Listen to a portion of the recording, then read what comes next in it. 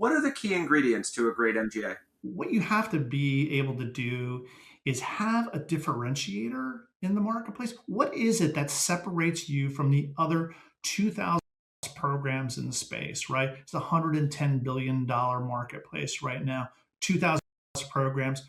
Why are you going to be different in this marketplace? I think that a lot of folks coming into the space need to recognize that what they're really doing is they're selling a financial promise and not necessarily just a product, right? It's not just a widget. What we have to understand is that we're in a heavily regulated and competitive environment, and people need to kind of come through all of that. I would say, Chris, on top of that, specific focus in a niche, like contractors, chimney sweeps, dry cleaners, whatever it might be, pick something and figure out the best way to approach that kind of a market and recognize that. I think in this marketplace, in my opinion, underwriting discipline is probably one of the most important pieces of all of this. And we went through kind of the insurance boom. All of that worked really, really well for the most part, but some folks focused way too heavily, I think, on the tech side of things. Bring back that underwriting discipline because ultimately that's where your bread is going to get buttered, right?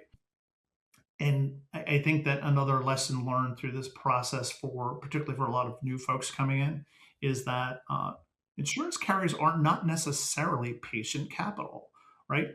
They want to make money quickly. And why is that? Because they don't want to be a testing ground, really, for your idea. So your idea has to be very solid. You have to be able to go through the process, right? And be able to explain exactly what it is you want to do. And if you can't satisfy all of those needs, insurance companies are going to have a really hard time signing up for that. They want to make sure they're going to make money. They don't want you to leave in a year or 2 years. It just makes it a little bit more difficult. And recognize, right, that ultimately, um, every time you bind a policy, they're really giving you the opportunity to write a claim check for, let's say, $1 million. So there's a lot of responsibility that sits there for an MGA in the space, right? And carriers take it very seriously to go through that process. I'm sure, Chris, you've been through this, right? So you get it. You completely understand all of that.